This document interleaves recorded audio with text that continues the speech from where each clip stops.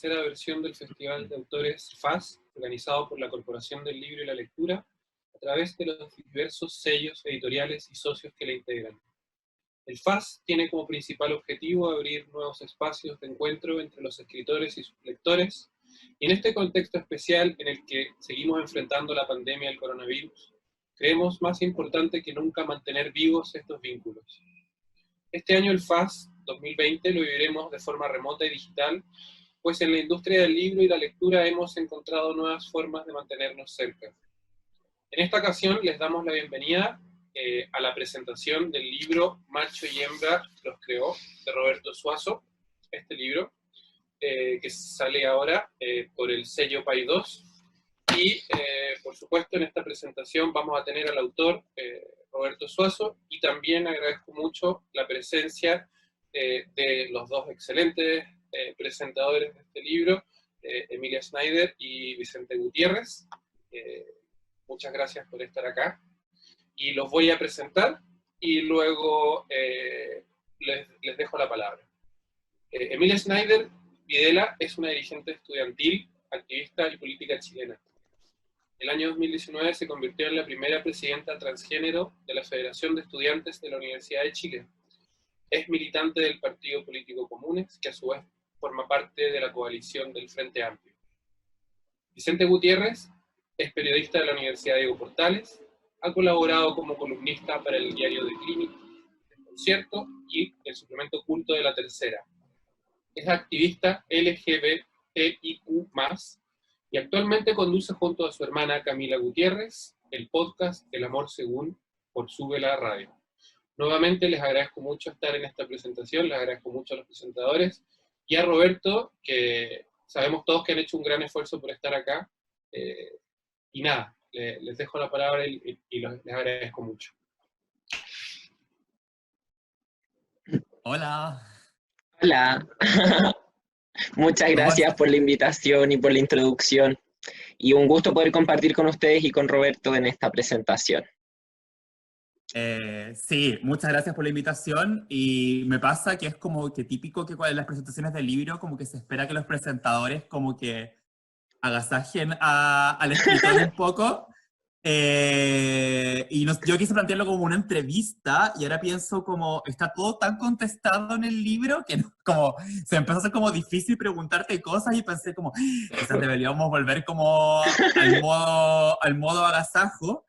Y me pasa que estoy como realmente demasiado interesado en escucharte a ti hablar sobre tu libro. Y nada, quiero partir felicitándote, es un libro increíble. Y está además decirlo, me imagino que la gente que se meta a ver esta presentación es gente a la que le interesas, y le interesas tú y tu libro, pero realmente cómprenlo, realmente es un libro maravilloso. Sí, yo también me quería tomar unos breves segunditos para el agasajo, porque yo también creo que es un tremendo trabajo como tanto de recopilación como de construcción de una como memoria histórica o de una conciencia histórica desde las diversidades, disidencias sexuales, que yo creo que falta mucho, no solamente como de la historia de la lucha de las disidencias sexuales, sino también de nuestra presencia en la historia, en la antigüedad, etcétera, que muchas veces la ignorancia o la invisibilización de esas cuestiones sustenta discursos de odio, etcétera. Entonces yo creo que es muy importante, sobre todo en un contexto en que para las fiestas patrias vimos casos horribles de crímenes de odio contra personas LGBTIQ+, así que creo que el texto en sí es un tremendo aporte y yo lo pasé muy bien leyéndolo y también estoy muy interesado. Así que muchas gracias, Roberto. Gracias, Emilia, gracias, Vicente, gracias, Juan Manuel también.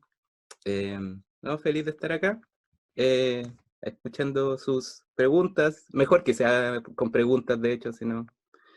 estoy aburrido de hablar conmigo mismo en una isla con no tan buen inglés, entonces feliz de estar con ustedes hablando del libro. Oye, yendo de lleno a la conversación, no es que quiera hacer mansplaining, pero no, con la Emilia ayer habíamos conversado las preguntas y las teníamos en orden y a mí me tocaba primero. Bueno, quería primero decir que me toma demasiado todo el libro en cuanto yo fui criado en una iglesia evangélica, en un ambiente religioso, así que todo esto relativo como a las fábulas y a las creencias religiosas me toma mucho. Y vamos a partir en realidad con la Emi teniendo las preguntas de forma súper cronológica en relación al libro. Entonces la primera parte, la primera fábula que cuentas, que es la de Procusto, que es este hombre que te lleva a su posada y tú puedes o ser muy alto para su cama o ser muy bajo para su cama, entonces él en relación a eso te tira o te corta para que calces dentro de su cama. Y lo interesante es que después Procusto mismo es sometido por Teseo a su propio estándar camístico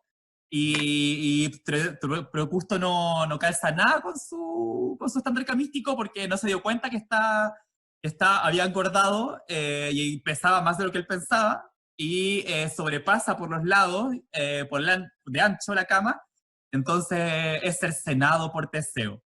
De esto se me viene, obviamente, la primera reflexión que se me viene es en torno a cómo generalmente las grandes religiones occidentales, o incluso la derecha chilena, impone estándares morales de los cuales ni siquiera ellos mismos son buenos representantes. O sea, no sé, ni la diputada o el parlamentario más facho está acorde a los estándares morales que quiere exigirle al resto. O sea, Marcela Cubillo se divorcia. ¿Qué piensas tú al respecto? ¿Qué piensas respecto a los estándares morales o sea, ¿por qué crees que la gente impone estándares morales que ni siquiera uno mismo cumple? Y no creo que lo haga solamente la ultraderecha, también yo creo que lo hace uno. Como... No sé qué piensas de eso. Súper buena pregunta. Mira, igual voy a partir diciendo como un poco de dónde nace poner personajes como Procusto, porque hay dos fábulas al principio, una es del folclore árabe, de Nasruddin, y luego viene la de Procusto, que son dos personajes intransigentes en el fondo. Eso es como la idea, así como retratar la intransigencia.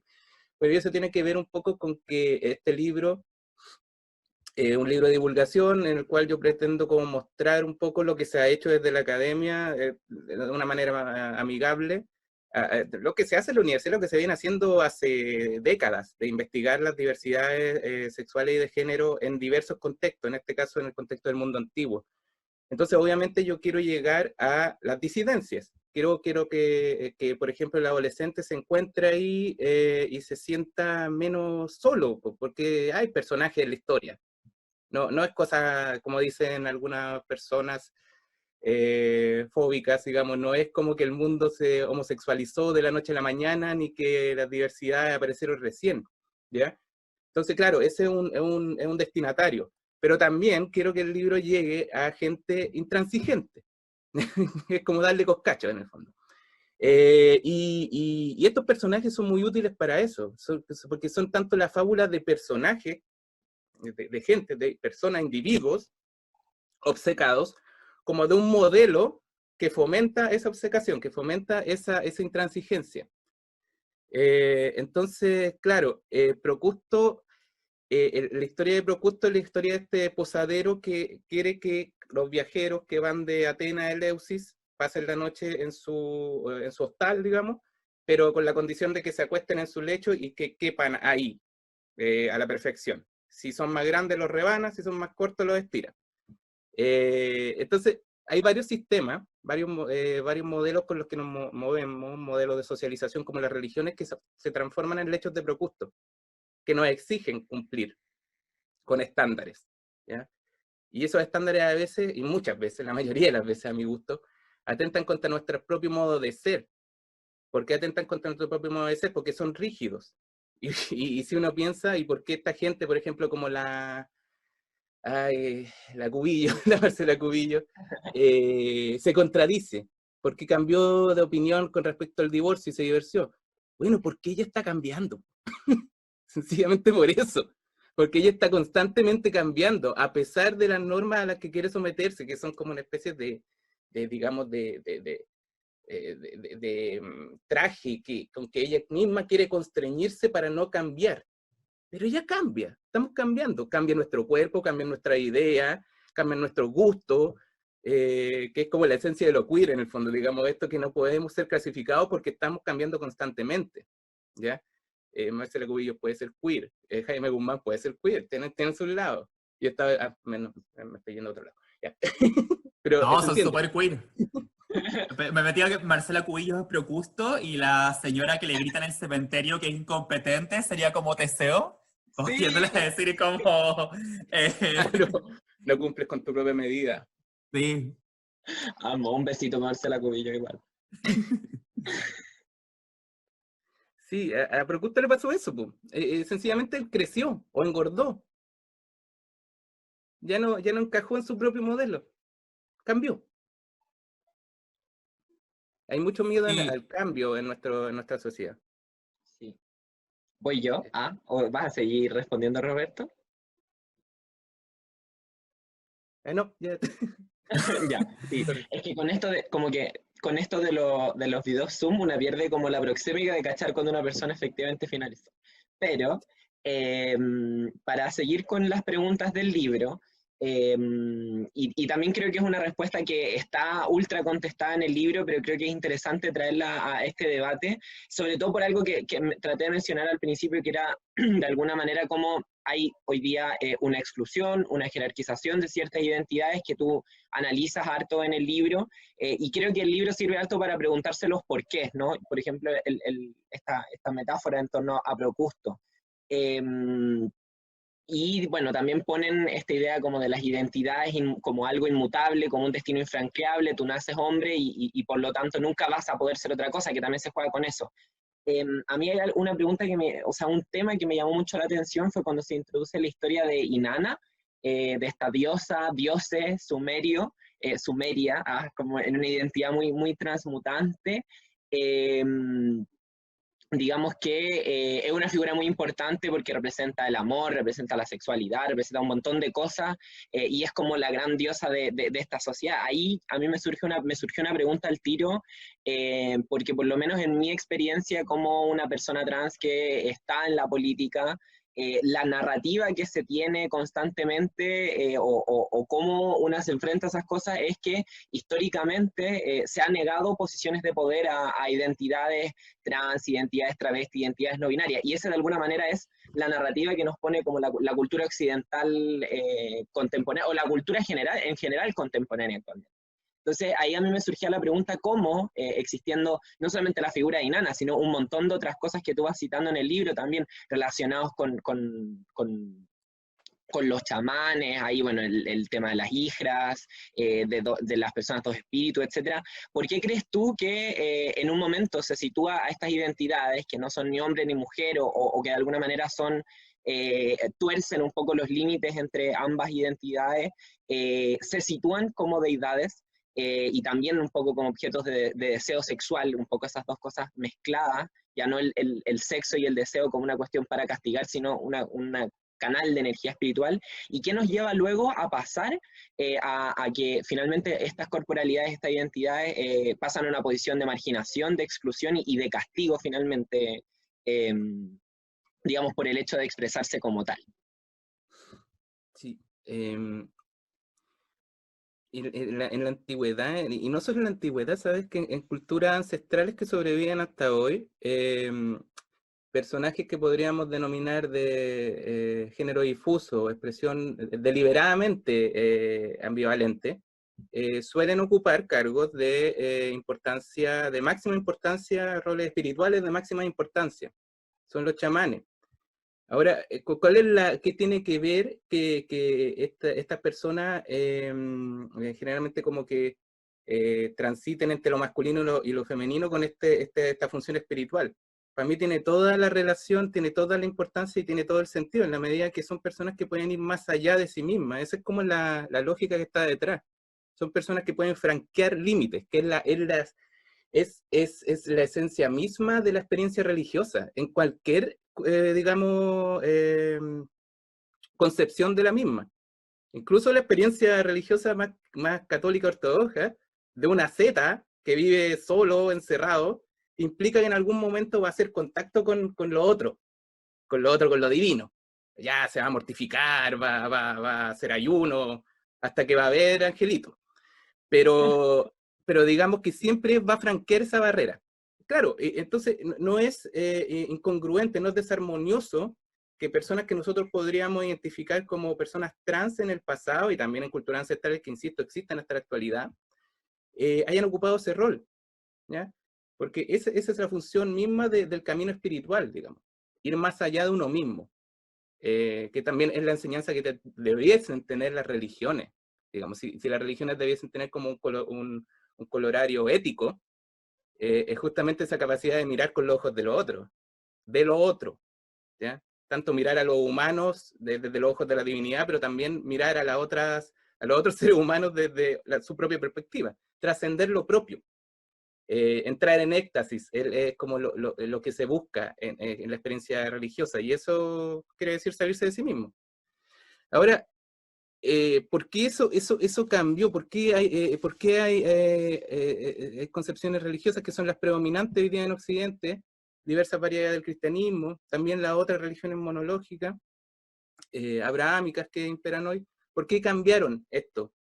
Yo no te tengo una respuesta clara a eso, solo sé que son religiones que difieren de estas otras espiritualidades que me interesan más a mí y que encuentro en la antigüedad, difieren en que son extremadamente normativistas. Es como que la religión, la experiencia espiritual se confundió con un código de moral, cuando eso no tiene por qué coincidir necesariamente. Generalmente la espiritualidad en las comunidades a lo largo del tiempo y el espacio llegan a un acuerdo, hay una negociación entre la moral de una comunidad y, digamos, la idea religiosa. No es que la religión venga a imponer necesariamente un código moral, eso es algo bastante judeocristiano, creo yo. Esa importancia del libro, por ejemplo. La religión es del libro, y el libro, esto está escrito. He estado viendo Amores de Mercado últimamente, entonces me acuerdo de Esaú. Está escrito. ¿Cachai? La importancia de lo que está escrito, la importancia de la doctrina, de la letra, tal como está ahí escrito. Eso es bien judeo-cristiano.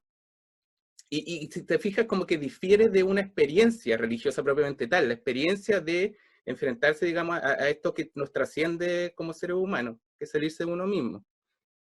Lo que a mí me parece complicado de eso, lo que a mí me parece como de veras también triste para las propias personas que profesan esas religiones, porque es una forma de reduccionismo, digamos, la reduce a ellas mismas, es que se confunden muchas veces, bueno, este normativismo, estas normas con la religión, con la experiencia espiritual en sí.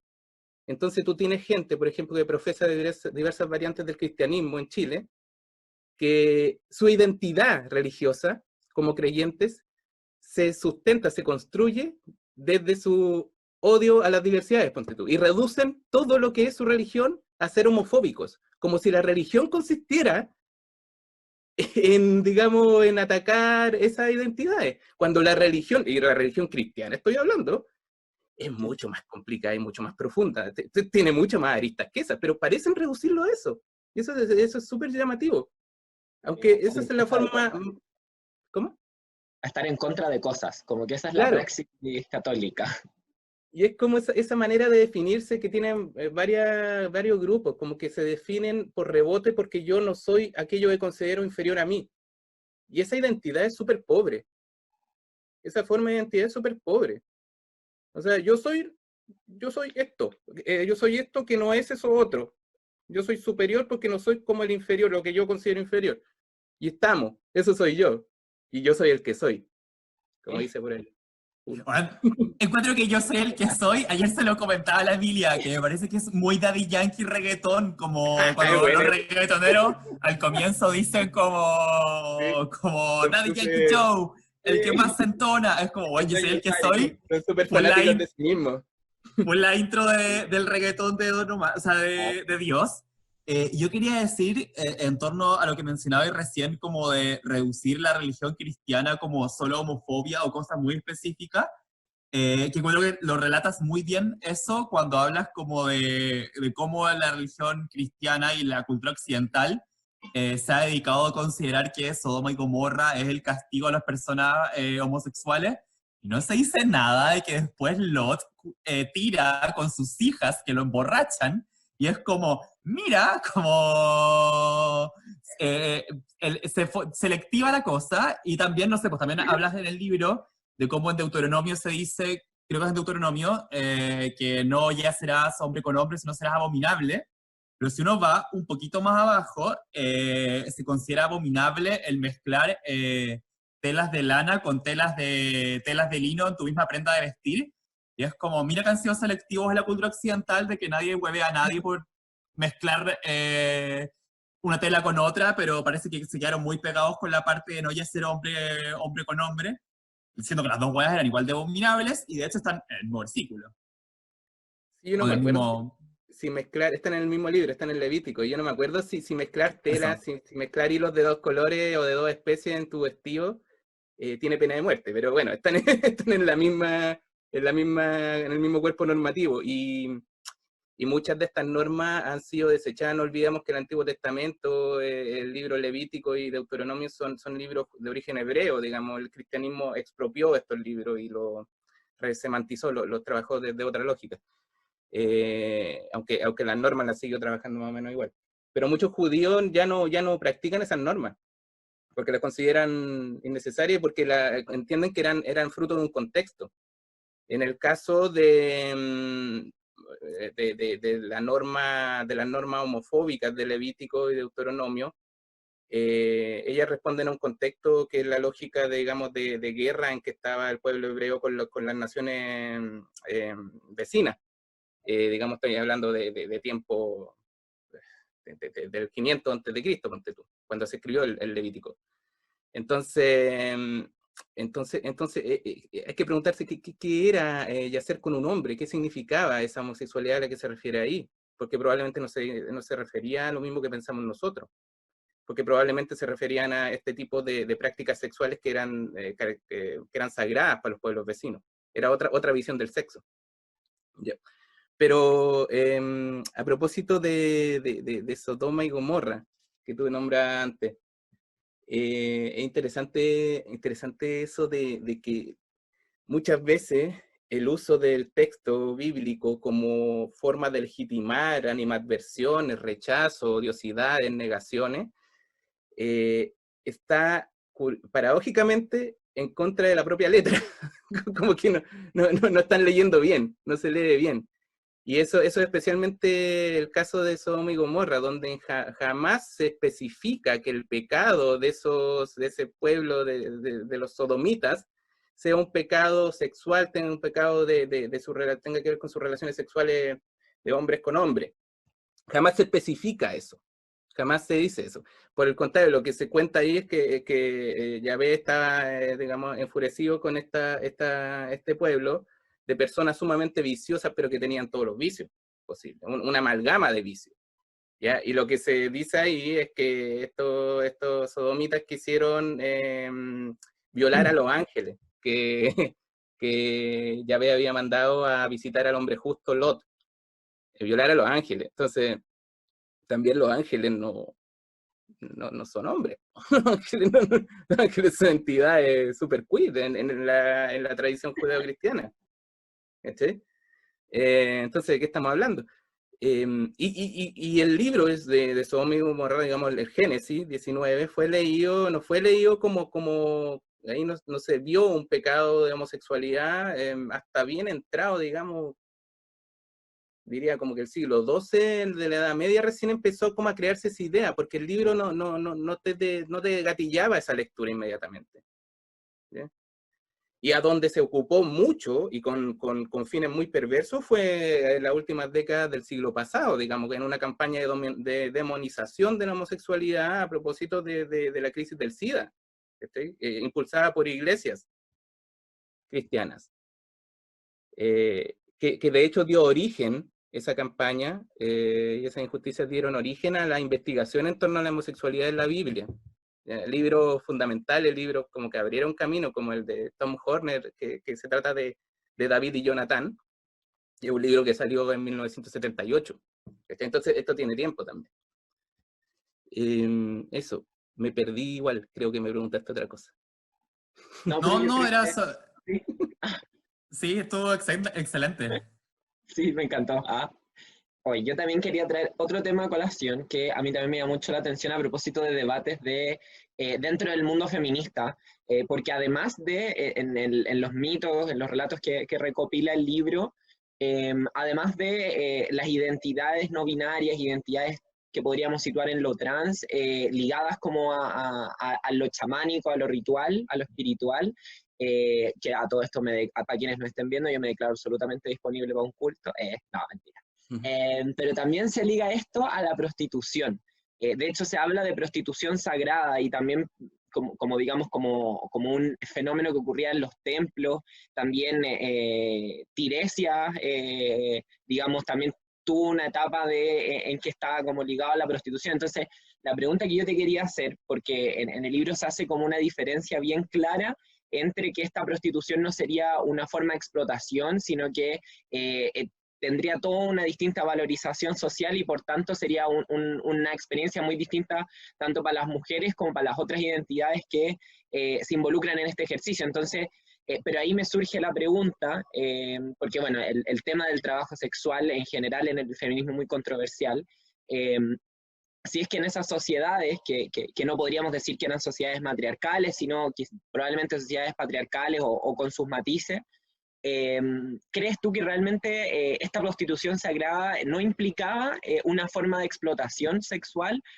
O sí, o no, o hay matices, o qué? Como que creo que esa es una discusión como súper abierta dentro del feminismo, y sería interesante escuchar una perspectiva desde tus conocimientos. Ese es un tema súper conflictivo. Sí, muy. En el estudio de las culturas remotas, digamos, porque el tema de la prostitución sagrada siempre como que chocó cuando se propuso. Ya hay visiones a favor y visiones en contra, porque tú sabes, todo el rato están apareciendo como fuentes, digamos, en el mundo medio oriental. Entonces, claro, ¿por qué chocó? Porque prostitución sagrada son como cosas como que se chocan, digamos. Uno tiene la conciencia de que la prostitución es un acto alienante, digamos, un acto relacionado con lo mercantil y que, claro, trata a los seres humanos como mercancía. Entonces, ¿qué tiene de sagrado eso? Lo complicado del término. Porque y quizás el término no es el más feliz, de hecho, debería ocuparse otro término, para nombrar eso que pasaba entonces, o que probablemente pasaba en culturas como la sumeria. Lo que había ahí eran templos relacionados con deidades, donde el culto involucraba, sexo y culto estaban indisolublemente ligados. O sea, los cultos religiosos involucraban actividad sexual diversa, ¿ya? De diverso tipo.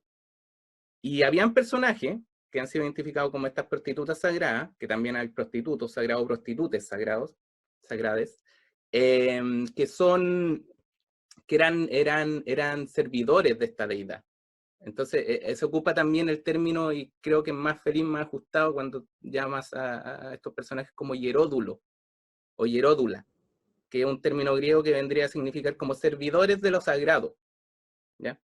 Entonces yo creo que es complicado para nuestra mentalidad entender como que esto no eran personas que se vendían a sí mismos ni que estaban siendo, digamos, vendidos por un cafiche, o algo así por un mercader, sino que eran personas que ponían en exposición, digamos, también su cuerpo para fines sagrados y a donde el sexo era entendido de otra manera totalmente diversa, no era entendido como un acto de dominación, quizás ahí está la clave.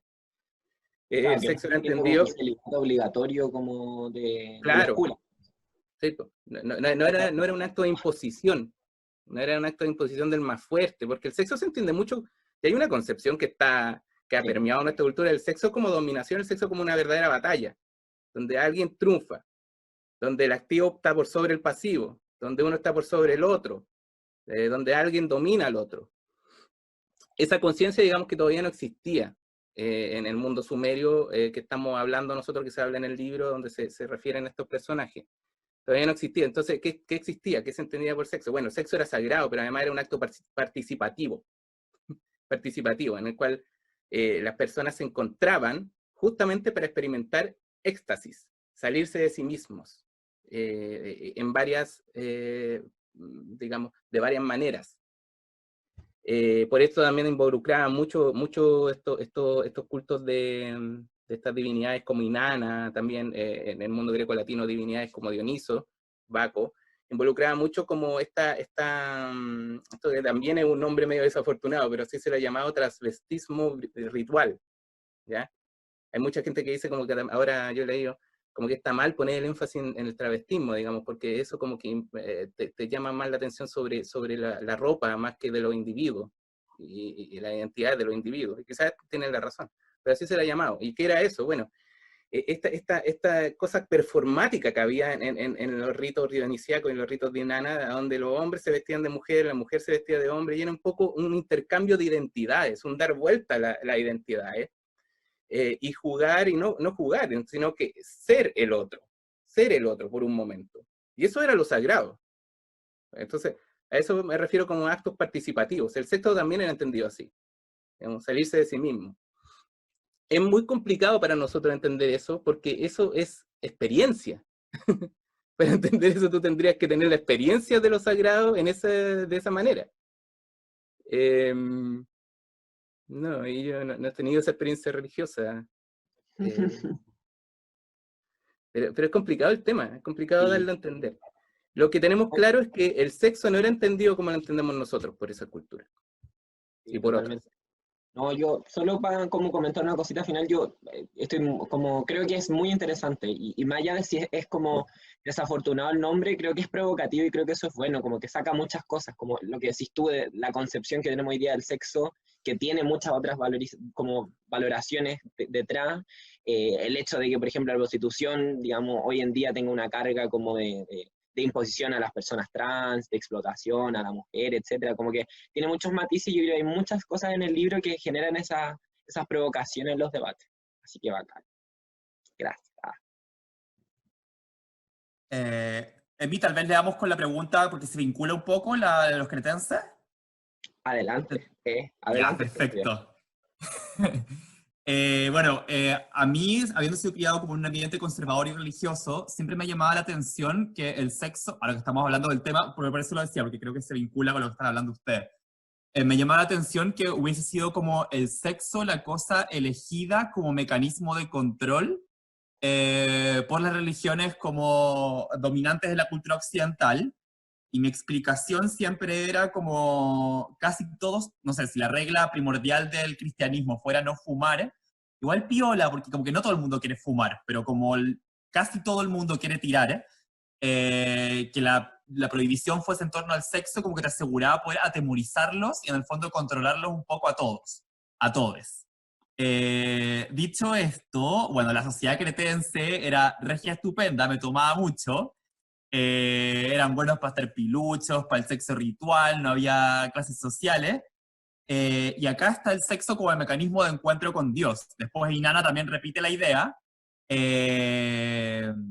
incluso en la Mesopotamia más conservadora, el culto a la diosa es un paréntesis de liberación sexual, y también se repite la idea con Dionisio. Como esta idea de que el sexo puede, o sea, el sexo puede ser una liberación, puede ser una forma de encuentro con el Dios, y que la religión puede ser incluso una forma de sentirte liberado y salirte de ti. Esto versus a las religiones actuales que usan el sexo como un mecanismo de control. ¿Cómo crees tú que pasa esto como de que el sexo pasa de ser el momento en que te liberas o que la religión usa el sexo como forma de liberación a que pase a ser todo lo contrario, sino que justamente la forma de controlarte y de atemorizarte y de usar tus deseos en tu contra, en el fondo, para mantenerte como atado y con la necesidad de pedir perdón o cómo sabemos que funciona la religión católica y evangélica y la religión del mundo occidental, básicamente. Perdón, ¿cómo era la pregunta? ¿Cómo llegamos a eso? ¿Cómo crees que es la transición como de que el sexo fuese un mecanismo de liberación y que las religiones usasen el sexo casi como incentivo para acercarte a ellas, en el fondo? A que después el sexo sea como un mecanismo de control para mantenerte atado a ellas. Sí.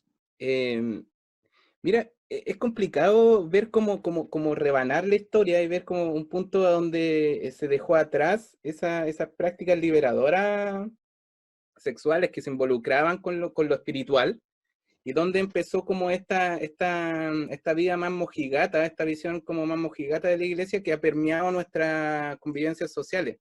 Esto lo pienso porque cultos como, digamos, experiencias de liberación, como las que uno ve en el pasado más remoto, en los cultos de Inanna y también en los cultos de Dionisio en la antigüedad griega y romana, perduraron por mucho tiempo.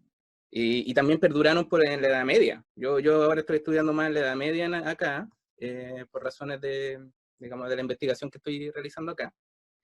Y uno nota como a pesar de que la jerarquía, bueno, católica que se impuso en Europa, tras la caída del Imperio Romano, digamos, demoró en imponerse también, ellos tenían su idea.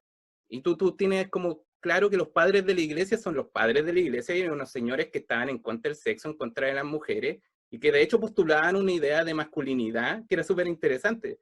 Hace un rato me acordaba de Jaime Guzmán. Bueno, el hombre, lo masculino, el modelo hegemónico de masculinidad para los padres de la iglesia, los fundadores de la iglesia católica, como San Jerónimo, por ejemplo, era el hombre célibe. ¿Cachai? El hombre que no tenía sexo, el hombre que controlaba sus instintos. Ese era, y estoy seguro que Jaime Guzmán algo de esta ideología ascética tenía, que le vamos a creer, digamos, a las personas que dicen que era asceta. Entonces, esa ideología de la Iglesia Católica, que uno la ve en personajes como Guzmán en Chile, viviendo, digamos, gozando de estupenda salud, se dio en cierto punto, pero no permeó, digamos, toda la sociedad, pues. Era algo como que, era la idea de los jerarcas, era la idea de, digamos, la idea de las oficiales, pero la sociedad seguía viviendo su vida, y los cultos paganos siguieron existiendo en la Edad Media, y existen los carnavales medievales, que incluso el cristianismo, la iglesia, digamos, acogieron formas paganas dentro de la misma ritualidad cristiana, que existían los carnavales, por ejemplo. Yo creo que lo que cambió fue en la modernidad. Y yo soy premoderno. Yo mi residencia, digamos, de estudio es la premodernidad, porque en realidad no me interesa mucho la modernidad si la vivo. Pero creo que lo que cambió en la modernidad la concepción del sexo. Y claro, con la complicidad de las instituciones religiosas como la Iglesia Católica, de tanta importancia en Occidente, y las otras iglesias también, digamos, protestantes, las otras variedades del cristianismo, pero yo creo que cambió la concepción de sociedad a una concepción de sociedad más utilitarista, que en todo tenía que generar utilidades, digamos, dividendos, y esos dividendos son dividendos económicos. Por consiguiente, no se concibe el sexo como placer, mucho menos se va a concebir el sexo como una experiencia religiosa, extática, una búsqueda digamos, de trascender. Entonces, se perdió eso, y el sexo tenía que ser utilitario. Y para que el sexo sea utilitario, bueno, como gente como la Silvia Federici, por ejemplo, planteaba eso, pues digamos que tenía que producir mano de obra, producir trabajadores. El sexo tenía que ser no solo reproductivo, sino que productivo, digamos, generar ganancia. Entonces, fuera el placer, fuera lo espiritual, que eran los componentes que la sexualidad mantenía antes. Entonces yo creo que no fue la religión la que produjo ese cambio, sino como, digamos, el sistema capitalista. El capitalismo.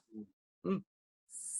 Sí, bueno, siempre que se trae el libro están como enmarañadas las dos cosas, como el capitalismo con el patriarcado, como arruinando todo lo que era como bacán. Lo que vivimos ahora es la última etapa del patriarcado, digamos, la etapa más agudizada. El patriarcado llevado hacia sus propios estertores, digamos, y que estamos en riesgo como especie humana por eso. Oye, qué interesante lo que decías tú del utilitarismo. Es que es real que como con esa visión, incluso el mismo placer o displacer humano pasa a ser como puras cuestiones medibles, como la sexualidad escapa totalmente de eso. O sea, como lo más cercano yo pienso como Tinder y esos fenómenos como de la sexualidad más, el mercado de la sexualidad. Claro. Oye, no sé cómo estamos de tiempo, no sé si alcanzamos a hacer 2 preguntas más o una. Vicente, ¿qué crees tú? Ay, ¿con cuál le damos? No sé, pero ¿La tenemos de la 2. marcha? ¿La de la marcha tal vez? Ahí me soplan por la muela, por interno, que si alcanzamos, así que démosle con las dos preguntas. Tú dale con la marcha y yo le doy pero con esa cerremos, que es muy buena. Ya, Ya, tú la otra. otra pregunta que queríamos introducir era que a lo largo del libro, no en una sección específica, sino a lo largo del libro, tú abordas distintos, digamos, elementos de la cultura mapuche también en relación al problema de la sexualidad o al asunto de la sexualidad, ¿no? Y creíamos que, bueno, con todo el contexto nacional, con todo el conflicto en el Gualmapu, era ineludible como de alguna manera preguntar por eso. Porque yo creo que hay muchos mitos, digamos, por el pueblo mapuche, que hablan por el pueblo mapuche. Por ahí yo he escuchado, por ejemplo, de que era una sociedad matriarcal. Por otra parte, en tu libro se habla de Guenechen, digamos, esta deidad, hombre, mujer.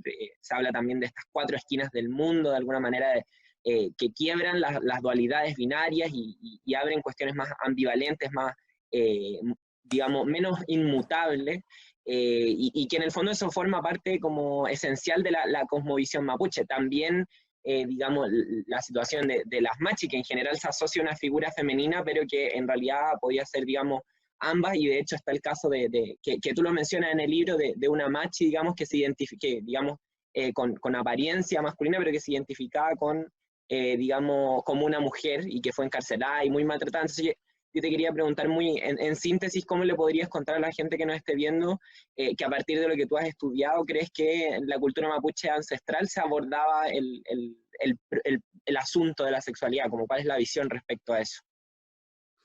Mira, yo igual me declaro súper europeizante. Así, yo trato en el libro de tirar como mi referencia al pueblo mapuche, lo que sé, ¿ya? Entonces hay varias cosas lo que sé según lo que he leído. Pero, por ejemplo, yo creo que un buen libro de eso lo tiene que escribir un mapuche, ¿ya? Un mapuche debe escribir acerca de eso. Yo he leído, por ejemplo, yo pongo ahí mucho la opinión de los occidentales cuando se encuentran con los mapuches. Pongo la opinión de, ahí se fue el nombre del autor, pero un criollo que estuvo secuestrado por los mapuches, que escribió El cautiverio feliz.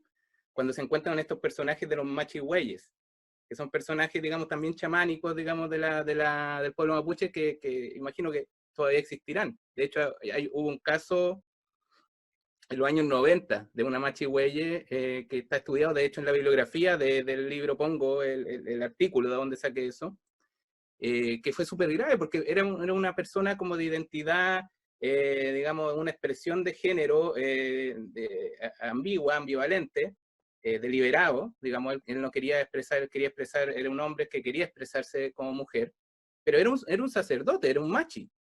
Y él fue acusado de, creo que un homicidio, y fue tratado por la prensa, esto ocurrió en el año 95, como un brujo, como una especie de degenerado.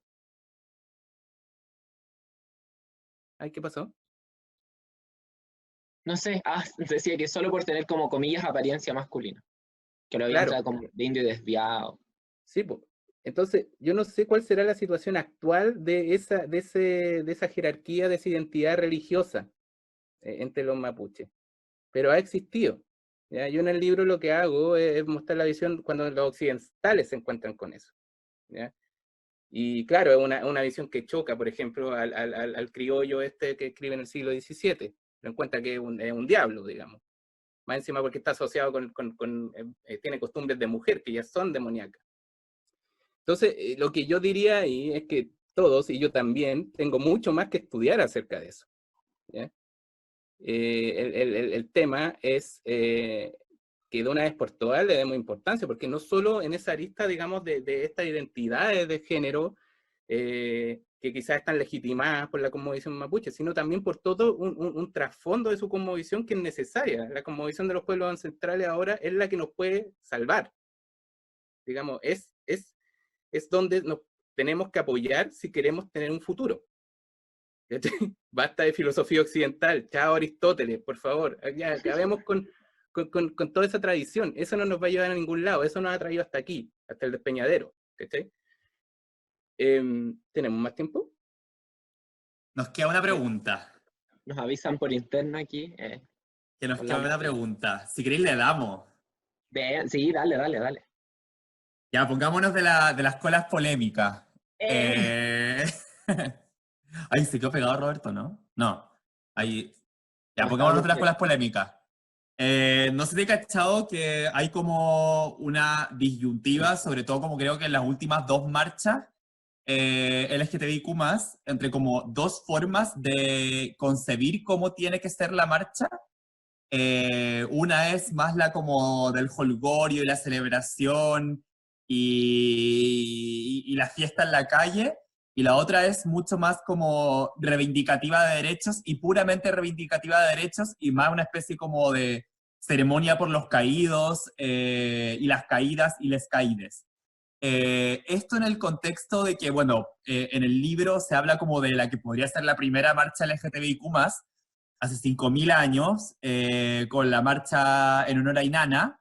¿Qué piensas tú? ¿Cuál crees que tú que debería ser el espíritu de la marcha LGTBIQ+, considerando estos 5.000 años de historia?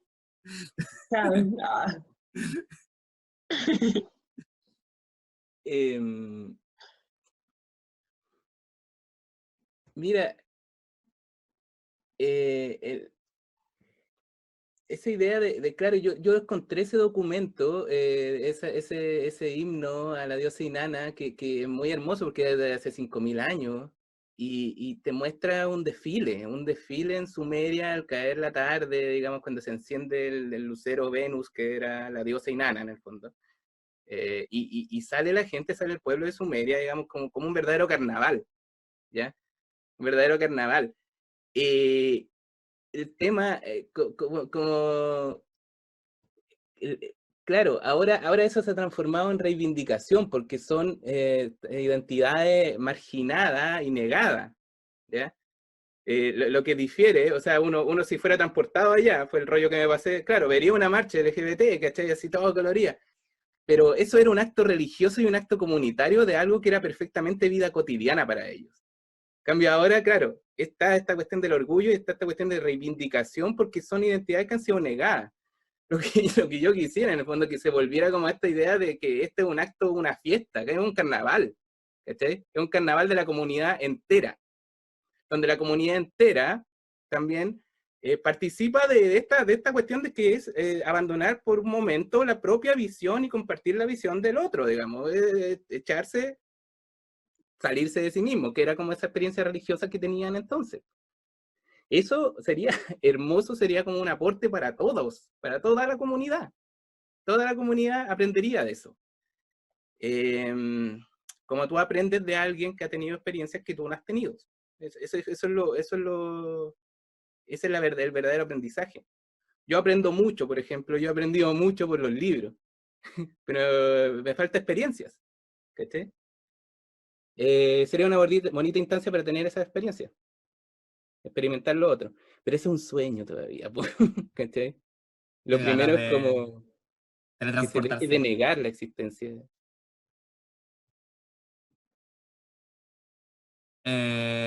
Bueno, creo que es el momento de que entre nuestro maestro de ceremonia. ¿Quién cree? Oye, que es una lata tener que interrumpirlos, porque en verdad está increíble la reunión, las preguntas, el diálogo. Curiosamente, para los tiempos que corren, muy fluido, muy gracioso. Me estaba riendo con el micrófono apagado y anotando algunas cosas también. Así que eso, nada, agradecerle a Vicente, a Emilia y a Roberto, dejarlos invitados a seguir participando en FAS y que compren el libro, eso. Vayan por su libro. Gente, compren el libro, en verdad está increíble. En verdad es demasiado seco, Roberto. ¿Puedo decir una última cosita? ¿Puedo decir algo? Claro. Es que, ¿sabéis qué? Quería lanzar un desafío homofóbico. Me encanta. Adelante. A la gente homofóbica que cree mucho en el libro, en la Biblia, digamos, dígame dónde la Biblia dice algo en contra de las relaciones sexuales entre mujeres. Ya, yo... Eso, desafío homofóbico. Me pliego voy a convocar después también el desafío homofóbico, me gusta. Sí, ese desafío me encantó. Así que eso, bueno, muchas gracias de nuevo y nada, lean el libro y sigamos dialogando. Queda mucho todavía. Muchas gracias. Muchas gracias. Muchas Muchas gracias. gracias a todos. Besitos a todos.